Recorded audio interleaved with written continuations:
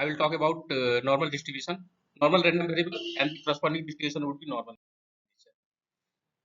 So before going to normal distribution, I will take few problem from the last class. That in last class we had discussed about cumulative distribution function.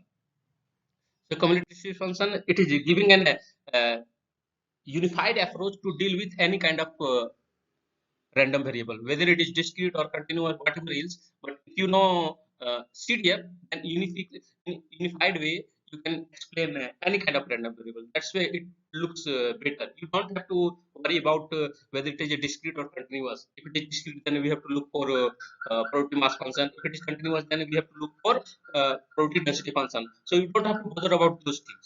Just here you have to bother about that what is the cumulative distribution function. So that's why it is an unified approach. So one more visualization I have come across that if you are taking continuous discrete random variable, then definitely I had already mentioned that CDF, corresponding CDF, that happens to be discontinuous in nature. So how discontinuity is coming? So that visualization I'm going to provide here. I'm going to provide here. So suppose you are taking a binomial distribution X. That means it is talking about number of success when you are tossing a coin many times. Suppose you are tossing coin thrice, three times you are tossing. Then if you count number of heads, that you can call it number of success. So that definitely that would be the value of X would be distributed in a binomial fashion. So that random variable we are calling it binomial random variable. So if you try to find CDF of that binomial random variable, then we will see the discontinuity in the CDF. How? Say we just talk about so here it is X is talking about number of heads in tossing a coin. So X possible value of X would be what? Here we are tossing a coin three times. So possible value of X would be 0, 1, 2, and 3. So these are why we are saying possible value, because this value of X would have positive probability. Test value of X would have zero probability. That means meaningless, impossible event. Those would be impossible event. Only these four value of X would have positive probability. That's why we are talking about X is taking these four value, and those value for which probability is zero, meaningless to talk about. So we are not worrying about those are impossible. If probability is zero, that one is always associated with impossible event. So that means we should not talk much about impossible event. So that is the scenario. So come around X equal to 1. X is taking one value 1. So come around 1, we will see the nature of CDF in the neighborhood of 1, whether CDF is continuous or not. So if you are talking about in the neighborhood of 1, then this 1 is take real line. This is the real line, and 1 is sitting here. Then if you are talking about local nature of CDF, so if you try to discuss about continuity of a function, always that continuity is defined in the small neighborhood of a particular point. So here point is X equal to 1. So 1 in the small neighborhood, this is the small neighborhood. So this neighborhood might be as small as possible. So someone is introducing delta terms here. So one right hand endpoint is 1 plus delta for this small neighborhood, and left hand point is 1 minus delta. So this open interval, you can easily see that open interval, this is open interval. Here I am taking it open interval. Left endpoint is what? It is 1 minus delta, and right endpoint is what? 1 plus delta. We are excluding both endpoint, 1 plus delta and 1 minus delta. We are excluding those. So this is the open interval which circumference, or you can say that circumbound 1, or you can say that it is a neighborhood of 1, or in short you can also denote this neighborhood for general perspective. You can denote it by n delta. Of delta happens to be radius of that interval. One dimensional ball happens to be a interval. Two dimensional ball happens to be a disk. Three dimension happens to be a solid sphere. Those kind of situations are coming. So it is a very general representation of an neighborhood. So it is a neighborhood of 1. So you can observe like that perspective. So we are taking that delta radius of this interval. You can say that. So delta is the or you can say that through delta you have defined this neighborhood. Through delta would be radius. Delta is a radius. Okay. So we are trying to see the nature of CDF in the neighborhood of 1. So first we try to calculate the value of CDF in the left side of 1. So what is the left part of 1? It would be 1 minus delta. So here CDF of 1 minus delta, it is always defined by the probability up to that probability that x is taking value up to 1 minus delta. If you are taking 1 minus delta, and we know that the discrete random variable, it is taking value in discrete fashion. That means it is 0 having positive probability, 1 having positive probability, 2 is x equal to 2 is having positive probability, x equal to 3 is also having positive probability. If someone is taking value between 0 and 1, so that we represent it by 1 minus delta. That means 1 minus delta, where it would be? It would be here. So 1 minus delta, definitely what would be probability of 1 minus delta? That would be 0. That would be impossible event. And before that, how many we are taking? That x is taking value up to 1 minus delta. So before 1 minus delta, only 0 is happening. So that's way that value of this CDF for 1 minus delta, it would be given by only one event. That one is 0 heads. Only 0 is occurring there. 0 number of heads is occurring there. So that's why what is the probability of getting 0 head? That probability is 1 by 8. So we got what is the value of the CDF at 1 minus delta. That means in the just a little left of 1, it is 1 by 8. And similarly, what happens? Uh, we can say that the CDF is approaching 1 by 8 when x is approaching 1 from left. So 1 by 8, you can say that it is left limiting point of the CDF near 1, left limiting point. So left limiting point in calculus, you might have already seen that we denote it by like this way: limit x is approaching to 1 from left. So that notation we call it, always represent it by 1 above minus sign. That means it is talking about uh, approach is happening from left. So left hand limit of fx is 1 by 8, this CDF. Okay, it is, this value is 1 by 8. You know all this from calculus. I think from class 12th it might be clear to everyone. There would be no issue. Now similarly, you will look for what exactly at 1. What is the value of exactly at 1? If you are taking x equal to exactly 1. Okay, so that we are saying that uh, fx of 1, so that it is defined by, it is talking about probability that x is taking value up to 1. So up to 1, how many events happening? 0 and 1 head is happening. So what is the probability of 0? 1 by 8. What is the probability of x equal to 1? It is 3 by 8. So total probability would be 1 by 2. So that is the value. 1 by 2 is the value of the this CDF for value x equal to 1. We got it. Okay, we are just trying to approach our movement is happening from left to right. So now we got the value of left limit point of the CDF at 1. That one is 1 by 8.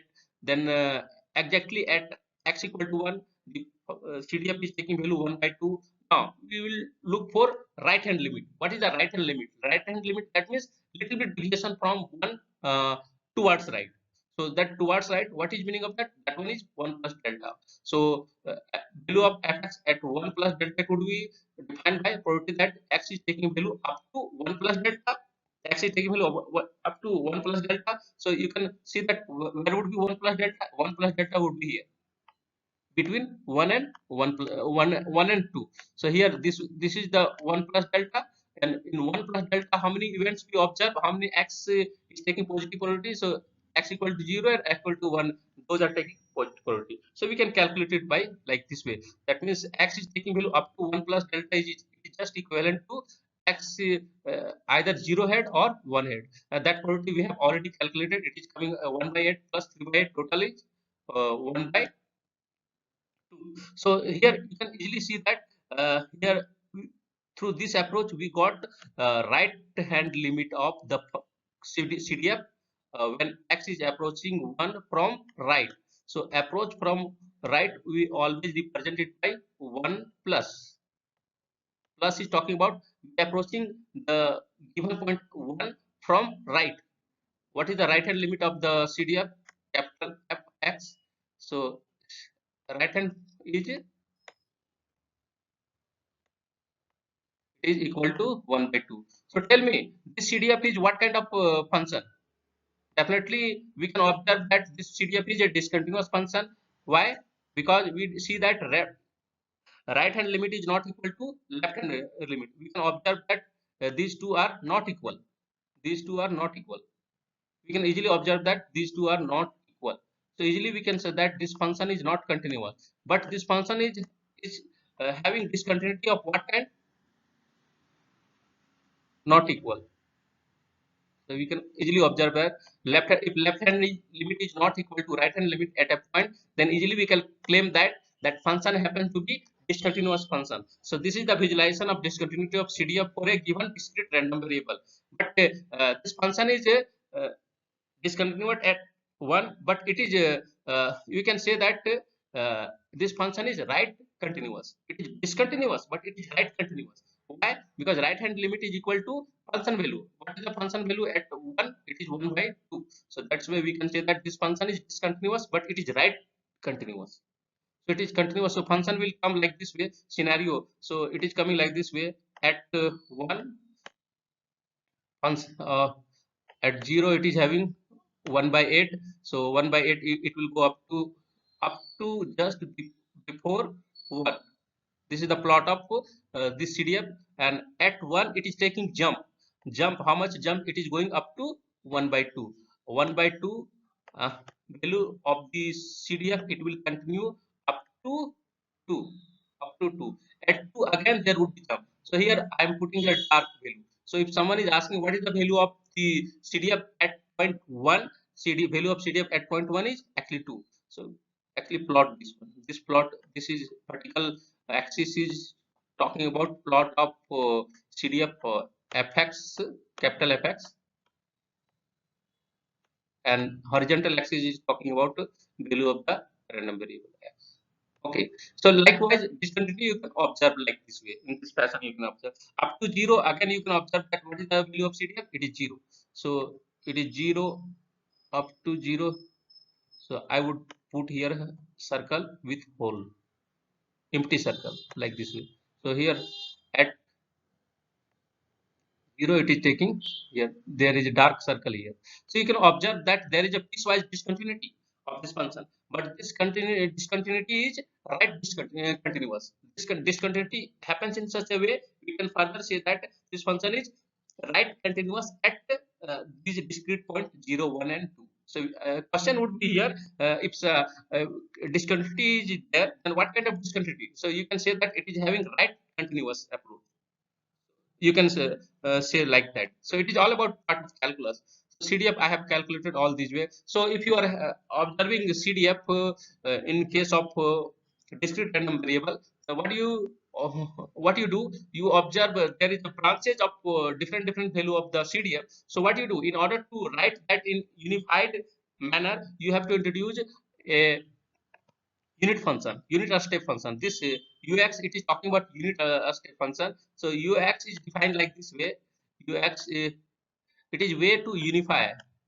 So ux is taking value unit, u mean for unit function. It is taking value 0 when x is less than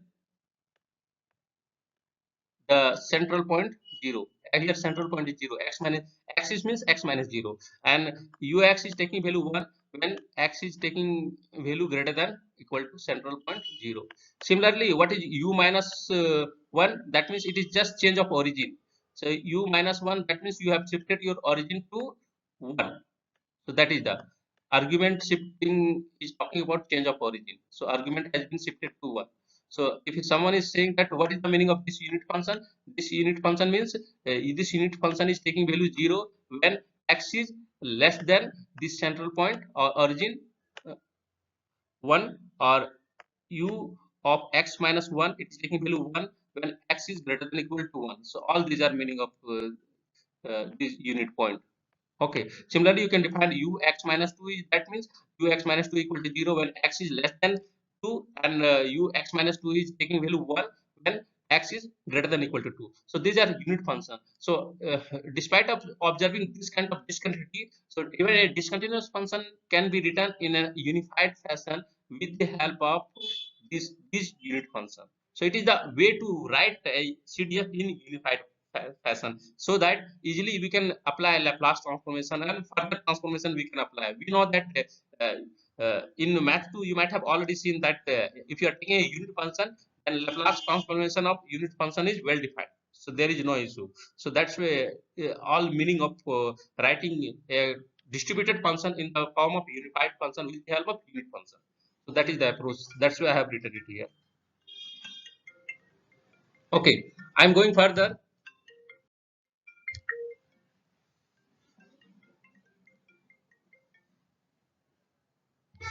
Okay, I will talk further about geometric.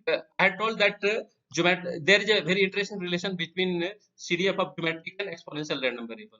What is the relation? So geometric happens to be what discrete, and exponential happens to be continuous random variable. So what is the relation? Relation we can get it through this way. If you are taking delta, you are writing in term of lambda, uh, negative of log 1 minus p time lambda. It is directly coming from here, both are so that we can write e to the power lambda time delta equal to 1 by equal to 1 minus p. The delta is talking about time shift, uniform time shift. So because we know that exponential is defined for continuum time. So how we can bring a discretization of this continuum time? So in order to bring a discretization, what we need, some kind of time escape. That time escape is given by delta t, so that we can write exponential geometry in both in the similar fashion. Okay, so then we see that the value of exponential random variable geometry are equal for x. If you are taking x is what it is taking value in continuum fashion, you just introduce the concept of discretization. So that discretization is coming what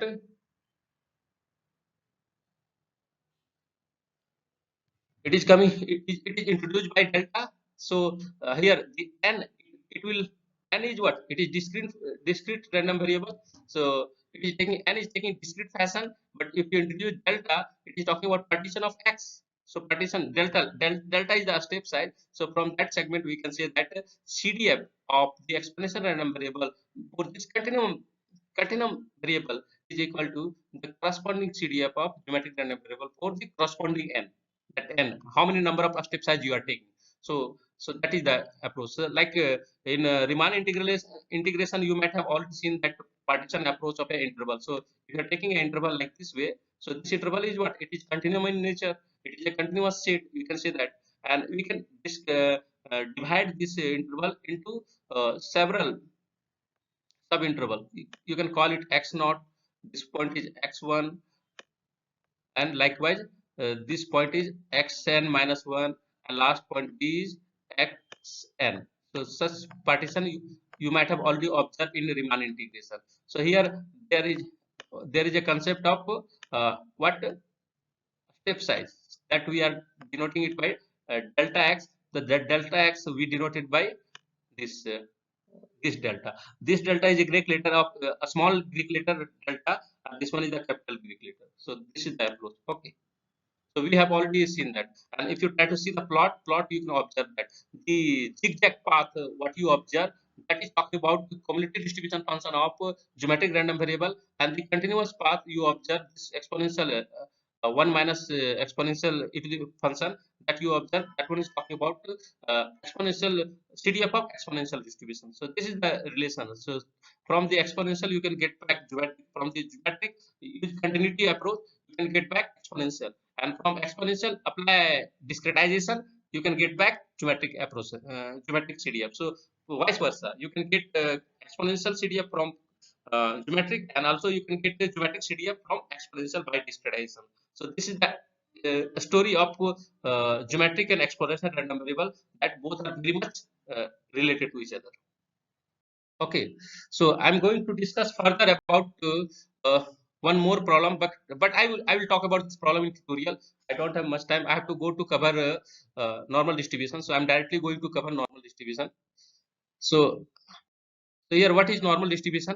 It is a continuous random variable, and also this random variable we are calling it Gaussian distribution uh, due to just that Gauss. There were one mathematician was there, Gauss. He has introduced this distribution. That's why just to give respect to him, Gaussian distribution come into so we can call normal distribution also Gaussian distribution. So a continuous random variable with the following PDF. With this PDF, we are calling a normal random variable. What is the PDF? This one is taking in exponential fashion. So here every term is very much essential to understand what is meaning of this one. So this term we are calling it what normalizing term. This one is the normalizing term 1 by a square root of 2 pi. This one, remember that it is talking about a square root of 2 pi times sigma into e to the power of minus 1 by 2 into x minus mu divided by sigma whole square. Okay, so this is the PDF of a normal random variable. Okay, and we can easily observe that if you integrate this PDF over the interval minus infinity to infinity, then integration, it is not a difficult integration. Just apply a change of variable. You can verify that this integral would be equal to 1. What change of variable you can apply here? Take another variable z equal to x minus.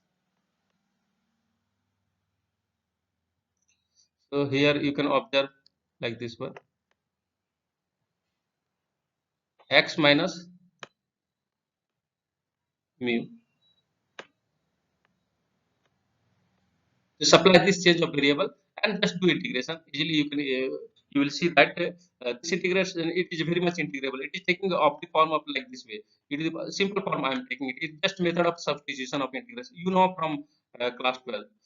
You can easily integrate this one. Even so, just integrate this one and apply this change of variable formula, and you will get that. Otherwise, you can take it like this way.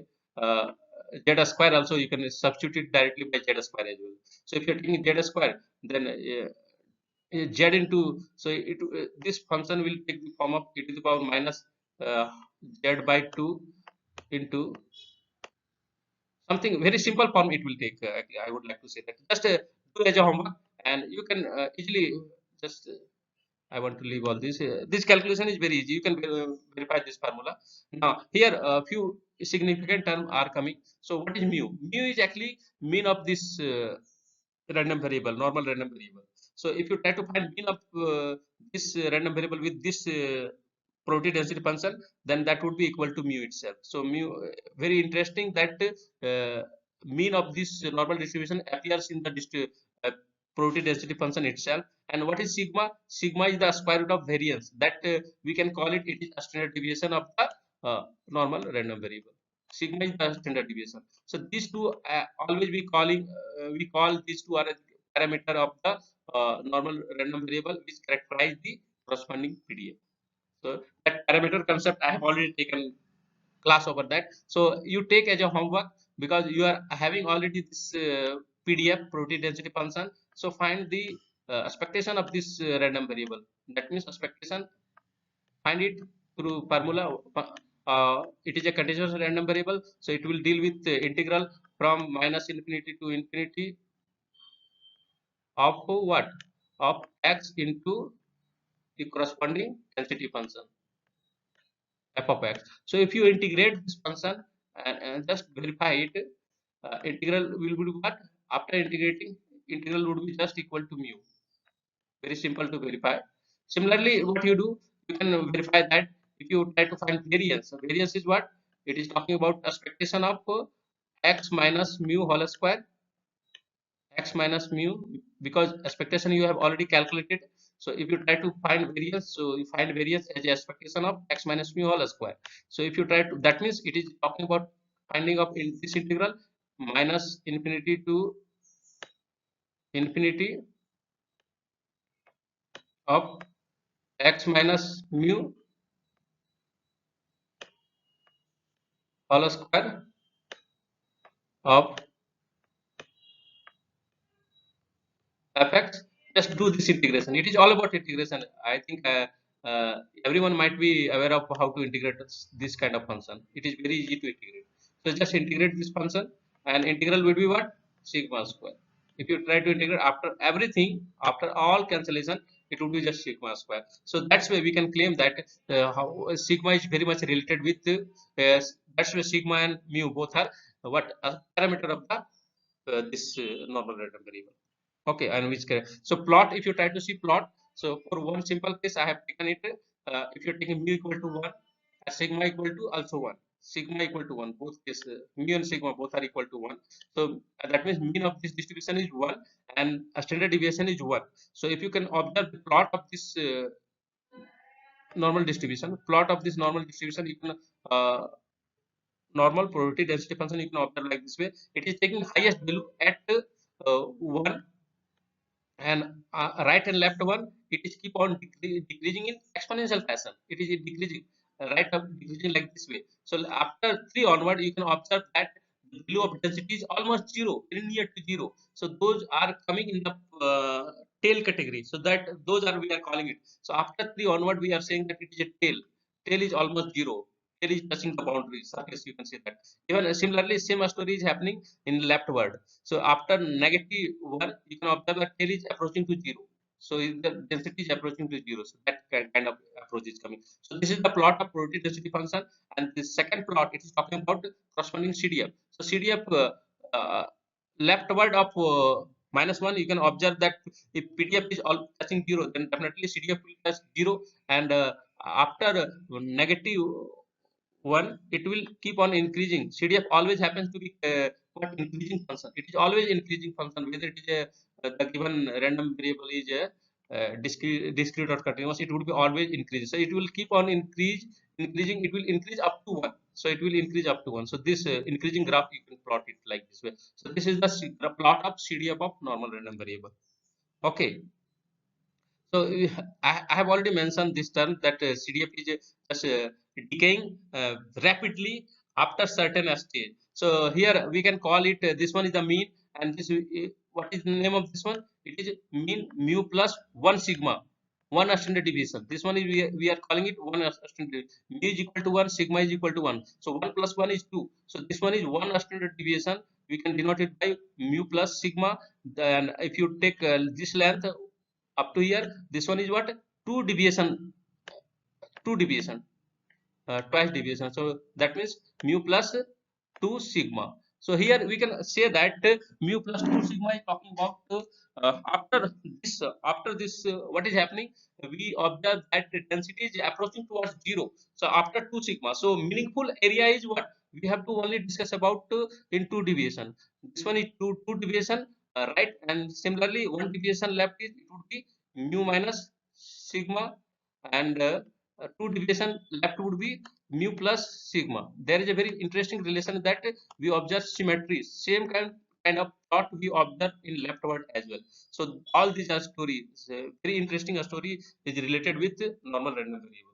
So you can, so these are the, so only meaningful area happens to be that area we are calling, that interval we are calling it confidence interval. I will discuss in detail confidence interval later in the central limit theorem. I will discuss. So it is giving us confidence interval. That means we are very much confident when x is taking value from this interval. Then we are very much confident of what that they will probably exist. We are very much confident of that. So these are coming in. So this interval are coming in the confidence interval, and this interval after 2 sigma deviation. So those interval in right and also similarly in red, those are we are calling it rejection region. So we can call this one rejection interval or rejection region. RR in short, I am writing this one. These are the rejection region. Here these are the rejection region. We can call it. These are playing very important role in hypothesis testing as well. So those are part of statistical inference. That inference problem, you need to understand all those concepts. So I will discuss those things. So these are the rejection region. This one is the confidence interval. So we are just focused. So in the it is binary kind of problem. So if you are discussing about confidence interval, then in the similar fashion also you are talking about rejection region as well. So that means you are excluding rejection regions. If you are dealing just with confidence interval, that means you are excluding rejection region. That means tail approach is just you are just cutting those tail, both right tail and left tail. So that is the approach. Okay.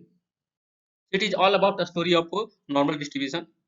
So now, one interesting property of normal distribution is that if you apply a linear transformation over a normal distribution, then again that distribution would be normal. So if you apply linear transformation over a normal random variable, then again that new variable would be or transform variable would be again a normal random variable. So that's why it is very interesting. It is always preserve its nature under linear transformation. So here one example is, suppose X is a normal distribution with mean mu and variance sigma square, and A, B are any scalar which brought a transformation of X to Y by A X plus B. Then we can say that A is a normal distribution, no, sorry, Y is a normal distribution with transform mean. What would be mean of Y? It would be same ratio. It will apply the same transformation formula. So mean of transform variable y, it would be a time expectation of x plus b. And what is the variance? There is a change in variance we observe. So variance of y would be sigma square times a square. So this a would becomes here a square. So this is the variance is changed. But at least we know, if you know transformation, easily we can talk about what is the mean and variance of y. We can easily talk about. So if x is normal, definitely y is also normal. We can observe that. So normal nature is always preserved under linear transformation. That is the story. And why I am defining this one? Because we have to deal with ascending normal random variable. Why? What is meaning of ascending normal random variable? We always denote ascending normal random variable by n 0 1. It is talking about, this is a standard notation of a normal random variable. This is talking about 0. 0 is the mean of a standard normal random variable, and 1 is the standard deviation or variance. We can say that. So if you are taking a random normal random variable whose mean is 0 and variance is 1, then that normal random variable we are calling it a standard normal random variable. And whenever you observe some kind of normal table in exam, you might have already heard that generally it is essential to provide normal table in order to solve the problem related with normal distribution. So that normal table is dealing with directly a standard normal distribution, that CDF of a standard normal distribution. That's why we'll talk about. So a normal random variable whose mean is 0 and variance is 1, we call it a standard normal distribution, and its CDF we denote it by phi of y. A normal random variable, I'm taking a standard notation y, and few book may take notation z, but here I am taking it y. So what is the CDF of this standard normal random variable? It is, we denote it phi of y. It is talking about probability that y is taking value up to x. That means it is talking about probability that y is taking value up to y. So here continuous random variable, in case of continuous random variable, if you're talking about probability of a single point, that probability would be 0. Only interval, if you're taking value from the interval, then that probability would be non-zero. So that's why here y taking value up to y, so this both probability is equal to same. You are just here, you are taking only one point, leaving only one point, that one is insignificant, that would have probability 0. That's why this probability is equal to this probability, and it is talking about what? So it is talking about probability up to y. So that means we need to integrate the corresponding probability density function from minus infinity up to y. And their variance is what? Variance is 1. So that's why a standard deviation would be also 1. So 1 by root this normalizing factor root pi of into integral of minus infinity to y e to the power t square by 2. Here mu is also 0, so that's why this form is taking. So this is actually CDF of a standard normal random variable. That means mean is 0 and variance is 1. So for that, this is the CDF. Okay, plot, you can observe that. So it is this this is the mean, mu equal to 0, and variance is 1. Variance is already given. So here it is what you can observe that here 1 sigma deviation, 2 sigma deviation, like that way. So here one calculation is given that what is the value of CDF 4.7. So CDF is talking about area, all this area up to this area, starting from leftward, from minus infinity area up to this. So this is the value of CDF, and the corresponding plot of CDF is, you can observe like this way. This is the plot of CDF of normal standard normal random variable. Okay. So coming to application of this one, I will talk about application in detail. So in order to apply this normal random variable or a standard normal random variable, you have to know how to apply normal table. So normal table is just giving value of CDF for a standard normal random variable. So that's it. So the normal table provides the value of this phi. Phi is especially meant for the notation of CDF of a standard normal random variable for non-negative y1. It is giving only for non-negative y. Why? Because I will talk about, because of symmetry, you can also calculate the value for negative value of y. So due to that symmetry, there is no need to mention the all possible value of CDF for every y. It is not not needed to put there.